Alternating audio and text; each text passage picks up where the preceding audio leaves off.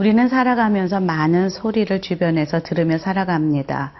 그런데 우리가 그것이 진리인 줄 알고 참 중요한 말인 줄 알고 따라갔다가 우리는 실망하게 되고 또 상처받게 되고 또 그것들로 인해 배신을 당해서 마음을 닫아버리는 경우도 참 많이 있습니다.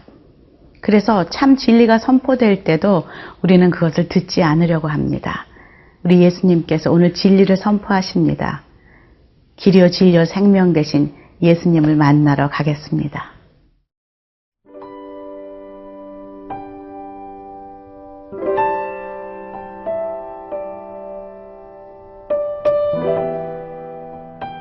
요한복음 8장 31절에서 47절 말씀입니다. 그러므로 예수께서 자기를 믿은 유대인들에게 이르시되 너희가 내 말에 거하면 참으로 내 제자가 되고 진리를 알지니 진리가 너희를 자유롭게 하리라. 그들이 대답하되 우리가 아브라함의 자손이라 남의 종이 된 적이 없거늘 어찌하여 우리가 자유롭게 되리라 하느냐. 예수께서 대답하시되 진실로 진실로 너희에게 이르노니 죄를 범하는 자마다 죄의 종이라.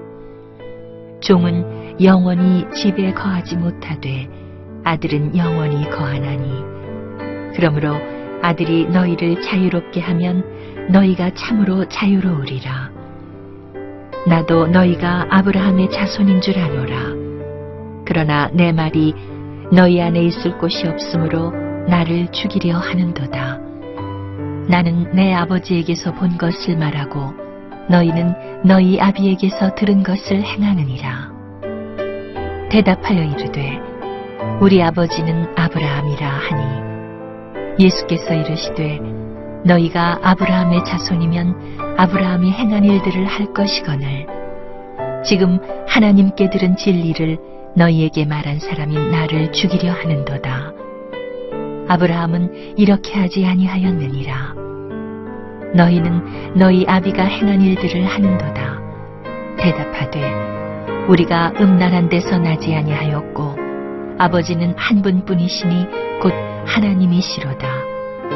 예수께서 이르시되 하나님이 너희 아버지였으면 너희가 나를 사랑하였으리니 이는 내가 하나님께로부터 나와서 왔음이라.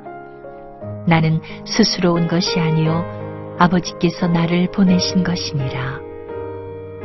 어찌하여 내 말을 깨닫지 못하느냐. 이는 내 말을 들을 줄 알지 못함이로다. 너희는 너희 아비 마귀에게서 났으니 너희 아비의 욕심대로 너희도 행하고자 하느니라. 그는 처음부터 살인한 자요 진리가 그 속에 없으므로 진리에 서지 못하고 거짓을 말할 때마다 제 것으로 말하나니 이는 그가 거짓말쟁이요 거짓의 아비가 되었음이라. 내가 진리를 말하므로 너희가 나를 믿지 아니하는도다. 너희 중에 누가 나를 죄로 책잡겠느냐. 내가 진리를 말하는데도 어찌하여 나를 믿지 아니하느냐. 하나님께 속한 자는 하나님의 말씀을 듣나니 너희가 듣지 아니함은 하나님께 속하지 아니하였음이로다.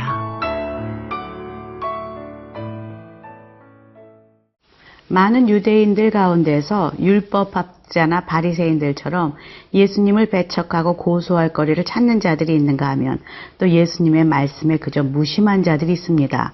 그러나 그 가운데서도 예수님의 말씀을 듣고 또 복음을 받아들이는 믿는 자들도 생겨난다는 것이죠. 예수님은 그들에게 이렇게 말씀하십니다. 31절에서 32절입니다. 그러므로 예수께서 자기를 믿은 유대인들에게 이르시되 너희가 내 말에 거하면 참으로 내 제자가 되고 진리를 알지니 진리가 너희를 자유롭게 하리라. 진리가 무엇입니까? 바로 예수님이십니다. 예수님을 만나 예수님을 믿는 자, 예수님을 내 마음에 영접하고 받아들이는 자, 그는 죄의 멍에서 벗어나 자유인이 된다라고 말씀하십니다. 그런데 우리는 구원을 얻고 예수님을 만났건만 그 구원의 감격에만 머물러서 더 이상 자라지 못하고 늘 그것만 곱씹고 또 여전히 삶은 나 중심적인 삶을 사는 자들이 참 많이 있습니다. 그들의 기도 제목도 그들의 삶의 방향도 늘 내가 중심이 되어서 그렇게 살아가는 그런 성도들도 있다는 것을 우리는 압니다. 철이 들지 못한 아직은 어린애 같은 그런 신앙이다라고 말하죠. 그런데 예수님의 참 제자들은 그런 모습이 아니죠. 예전의 모습으로 살아가는 사람들이 아니라 예전에 자신을 내려놓고 나의 자아를 내려놓고 나의 원함과 나의 그 생각과 이성과 경험과 교육과 모든 것을 내려놓고 이제 하나님 말씀에 거하며 살아가는 그 말씀에 순종하며 살아가는 자들, 그들을 참 제자다라고 말씀하시고 그럴 때 너의 삶에 자유함이 있을 것이다 라고 말한다는 것이죠.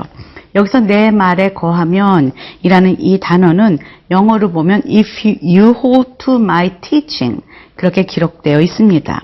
하나님의 그 말씀, 가르침을 잡고 사는 자, 그리고 그 자기를 부인하고 하나님께서 원하시는 대로 살고자 하는 자.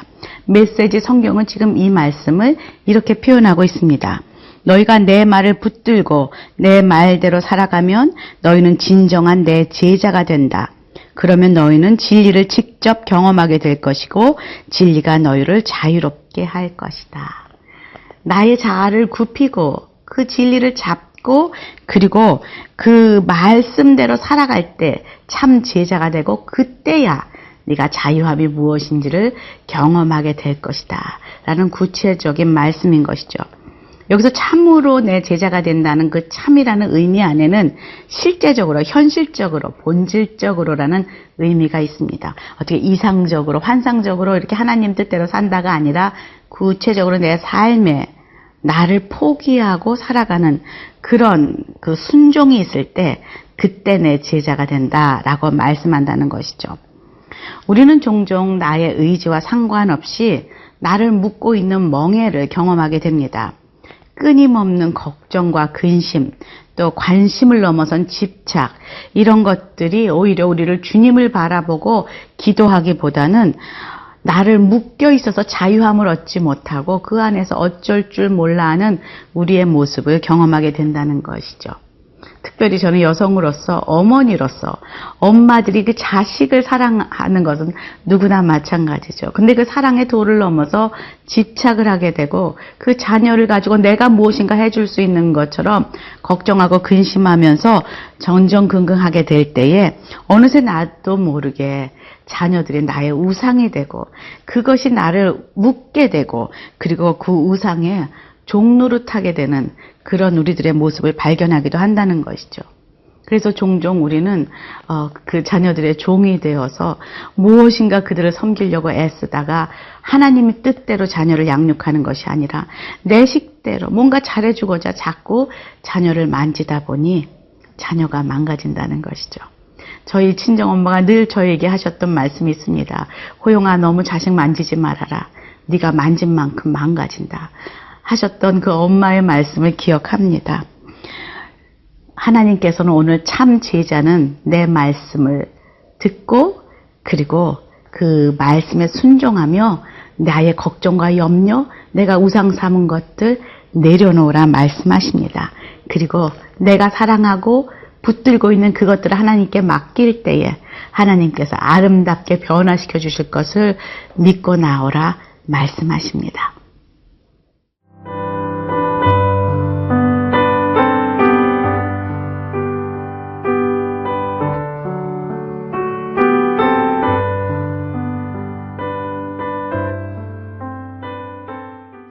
지금도 우리를 묶고 있는 것에 종노릇하는 우리들, 무거운 짐을 지고 어려워하는 우리들에게 예수님은 이렇게 말씀하십니다. 무거운 짐진 자들은 다 내게로 오라. 내가 너희를 편히 쉬게 하리라. 이 말씀을 기억하고 순종할 때에 우리는 마침내 주님 안에서 온전한 자유함을 누리게 된다는 것이죠. 때로는 우리는 이 순서를 잊어버리고 하나님 앞에 가서 하나님 저에게 자유함을 주세요. 하나님 나에게 이 어려운 거 다 걷어가 주세요. 하나님 편하게 해주세요. 라고 기도하는데 순서가 틀렸다는 것이죠. 먼저 그것을 위해 기도하는 것이 아니라 우리가 먼저 예수님 말씀 안에 거하고 그 말씀에 따라 나의 삶을 순종할 때 그때 참 제자가 되고 그때 자유함을 누린다. 지금 성경은 말하고 있다는 것이죠. 많은 유대인들은 이 종이라는 단어에 거부감을 느낍니다. 왜냐하면 지금 자신들은 로마의 속국에 있긴 하지만은 영적으로는 자신들은 하나님의 택한 백성이요 아브라함의 자손이라는 그런 자부심이 있는 민족입니다. 그래서 지금 너가 종이라고 할 때에 우리는 아브라함의 자손인데 우리가 왜 종이냐라고 지금 오히려 반문하며 거부감을 드러내고 있습니다.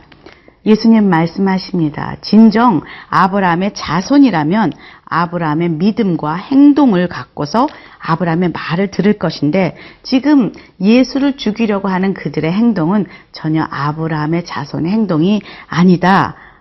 말씀하시며 충격적인 선언을 하십니다. 43절에서 44절입니다. 어찌하여 내 말을 깨닫지 못하느냐? 이는 내 말을 들을 줄 알지 못함이로다.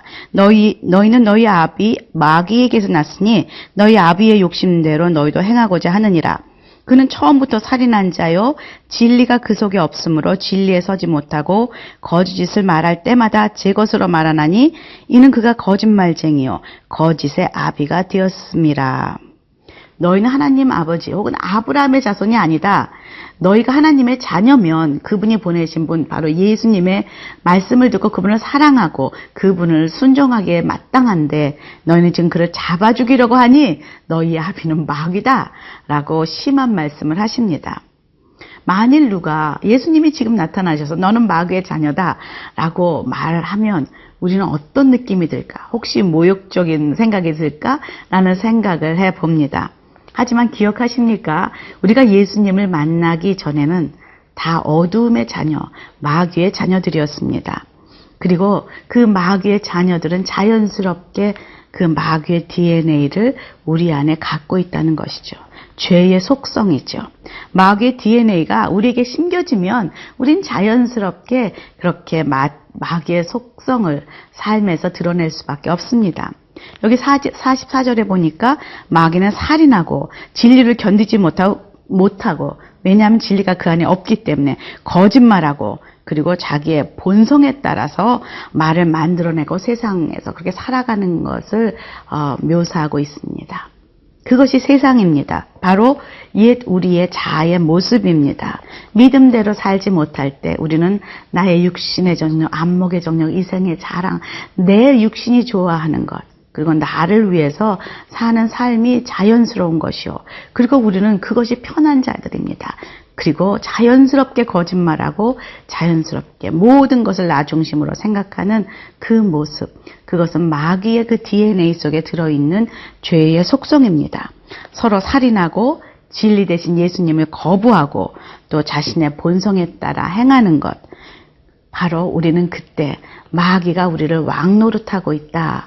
그 모습이 그런 모습이다라는 것을 우리는 깨닫게 됩니다. 이 마귀는 지금도 하나님 말씀에 순종하면서 진리 가운데서 자유롭게 살고자 하는 모든 성도들을 우는 사자처럼 찾아다니며 끌어내리는 그런 영적인 싸움이 우리 안에 우리의 매일매일 삶에 있다는 것을 우리는 잊지 말아야겠습니다. 오늘도 나의 옛 자아 그 마귀의 DNA가 내 안에 아직도 남아있는 모습은 무엇인지 한번 깊이 묵상하는 오늘 하루가 되었으면 좋겠습니다. 함께 기도하겠습니다. 하나님 진리 되신 예수님을 만나게 해주셔서 감사합니다. 그 예수님을 진리로 저희가 믿으니 이제 하나님 그 진리에 저희가 자유롭게 진리 안에서 살게 도와주시고 매일매일 그 진리와 함께 거하며 살게 도와주시옵소서. 예수님 이름으로 기도합니다. 아멘.